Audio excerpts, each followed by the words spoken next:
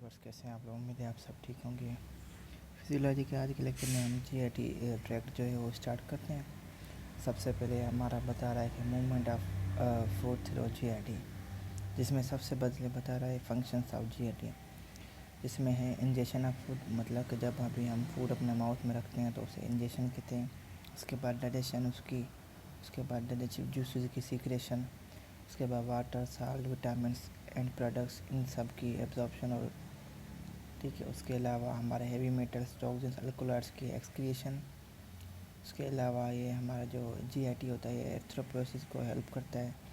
वो हमारे entrance factor होते हैं उनको सीक्रेट करके विटामिन B12 की एब्जॉर्प्शन के लिए। अच्छा, उसके बाद है लेयर्स ऑफ इंटेंशनल वाल, आउटर सरफेस से लेके इनर तक, जिसमें सिरोसा, उसके बाद लॉन्गिट्यूडिनल मसल लेयर, फिर सर्कुलर मसल लेयर, सब मिकोसा और मस्कुलर मिकोसा। उसमें सबसे अब कह रहा है कि जो जीआईटी का जो स्मूथ मसल होता है उसे हम सेंशियम की तौर कैसे एक्ट करता है। इसमें बता रहा है कि जो जीआईटी के जो स्मूथ मसल्स होते हैं ना, वो एक एन दूसरों के साथ कनेक्टेड होते हैं थ्रू गैप जंक्शन के साथ, जिसकी वजह से जो आयंस की जो फ्लो होती है वो one fibre to another fibre easy हो जाती है। इसके अलावा जो जीआईटी के जो स्मूथ मसल बंडल्स होते हैं वो सेपरेटेड होते हैं दूसरों से एक लूज कनेक्टिव टिश्यू के ज़रिए, और ये कनेक्टेड होती है मैनी पॉइंट्स थे जो कि हमें आयनिक फ्लो को अलो करती है। रिजल्ट ये होता है कि सेंस के जो हमारा जीआईटी स्मूथ मसल्स और जो बंडल्स हैं वो इंटरकनेक्टेड होते हैं, जिसकी वजह से ईच मसल लेयर फंक्शन करता है एज अ सेंसेशन। ठीक है, उसके बाद electric activity of GIT smooth muscle, जिसमें हमारे स्लो वेज और बेसिक इलेक्ट्रिक रिदम है। ये स्लो होते हैं, अनड्यूलेटिंग चेंजिंग होती है हमारे रेस्टिंग मेमोरी पोटेंशियल जो जीआईटी के।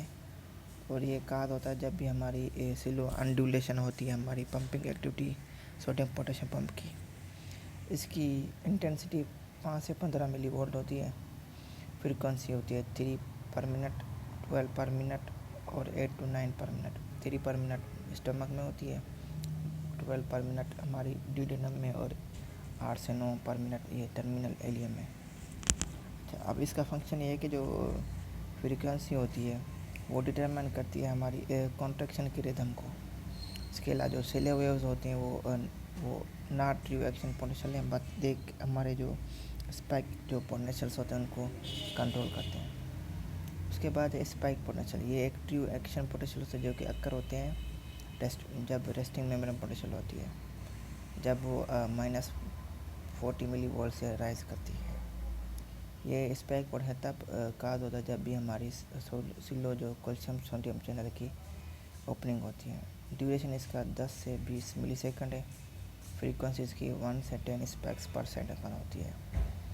इसका फंक्शन ये है कि जो कैल्शियम आयंस होते हैं जो कि हमारे जीआईटी के स्मूथ मसल में एंटर होती हैं, वो स्पाइक जब पोटेंशियल आता है तो पूरी जीआईटी स्मूथ मसल की कॉन्ट्रैक्शन करवाती हैं। इसके बाद है पोटेंशियल चेंजेस ऑफ जीआईटी। इसमें resting memory potential -56 millivolt होता है, जो कि पहले था -50 से लेकर -65 होता है। डिपोजिशन, जब पोटेंशियल हमारा पॉजिटिव हो जाए और मसल में मेम्ब्रेन जो है वो एक्साइटेबल हो जाए, ठीक है, उसे हम डिपोजिशन कहते हैं। इसके फैक्टर्स में स्ट्रेच हो सकता है, एसिटाइल कोलिन, पैरासिम्पैथेटिक स्टिमुलेशन और स्पेसिफिक जीआईटी हार्मोन्स। उसके बाद है हाइपरपोलराइजेशन। इसमें जब भी हमारा पोटेंशियल जो है वो मोर नेगेटिव हो जाए, ठीक है, और लेस एक्साइटेबल हो तो उसे हम हाइपरपोलराइजेशन कहते हैं। इसके फैक्टर इफिनेफ्रिन, नॉरएपिनेफ्रिन और सिंपैथेटिक स्टिमुलेशन होती है। अच्छा, उसके बाद है tonic contraction of GIT smooth muscle. इसमें बता रहा है कि जो कंटिन्यूस जो पार्शियल स्टेट और कंट्रैक्शन की स्मूथ मसल में उसको हम टोनिक कंट्रैक्शन कहते हैं। एक काज होती है हमारी जब रिपीटिव सीरीज होती है स्पाइक पोटेंशियल की। इसके अलावा कंटिन्यूस डिपोजिशन हो जाए हमारे स्मूथ मसल मेम्ब्रेन की हार्मोन्स के ज़रिए, या कंटिन्यूस एंट्री हो हमारी कैल्शियम के ज़रिए। उसके बाद इनर्वेशन ऑफ जीआईटी।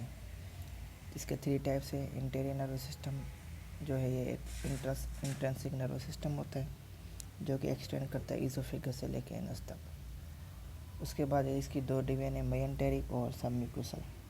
मेजेंटेरिक को और बैक प्लेक्सिस भी कहते हैं, जो कि हमारे लॉन्गिट्यूडिनल और जो सर्कुलर मसल लेयर्स से होते हैं उन दोनों के दरमियान होता है। अब इसका काम ये होता है कि जो हमारे जीआईटी में जो मूवमेंट्स होते हैं उसको कंट्रोल करता है। सबम्यूकोसल होता है और जिसे हम मिजनर प्लेक्सस भी कहते हैं, ये हमारा सबम्यूकोसा में लाइक करता है। ये तो एक तो सबसे पहले जीआईटी की जो सीक्रेशन है उसको कंट्रोल कर लेगा और ब्लड फ्लो को।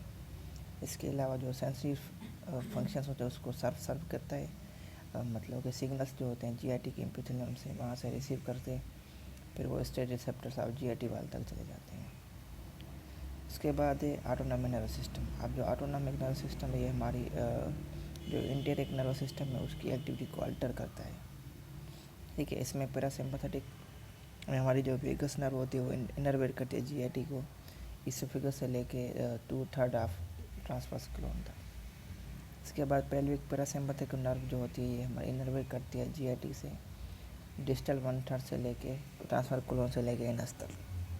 फंक्शन क्या होता है, पल्सेस मूवमेंट और टोन को इंक्रीज हो जाती है, स्फिंक्टर्स रिलैक्स हो जाते हैं और डाइजेस्टिव सीक्रेशन बढ़ जाती है। उसके बाद है हमारी सिंपैथेटिक नर्वस सिस्टम, जिसमें हमारे पेली गैंग्लिया के जो सिंपैथेटिक वो ओरिजिनेट होते हैं T5 से लेकर L2 सेगमेंट से, फिर वो पास सिंपैथेटिक जो चैन होती है वहाँ से पास थ्रू करते हैं। उसके बाद ये सिनेप्स करते हैं हमारे पोस्ट गैंग्लियन न्यूरॉन के साथ। लास्ट में ये जो फोर्स न्यूरॉन्स हैं वो जीआईटी को इनर्वेट करते हैं। बेसिकली ये जो होते हैं प्रेशर मूवमेंट और जो टोन होती है उसको डिक्रीज करते हैं, स्फिंक्टर्स को कॉन्ट्रैक्ट करते हैं और हमारी डाइजेस्टिव सीक्रेशन को डिक्रीज करते हैं। उसके बाद है सेंसरी नर्वस सिस्टम। ये जो होता है ये हमारे जीआईटी के एपिथेलियम से ओरिजिनेट होता है। इसमें जो अफरेंट होता है वो पास करता है दोनों प्रेजेस से, ठीक है, नर्वस सिस्टम और पेरीवर्टिब्रल मतलब इधर से पास होता है।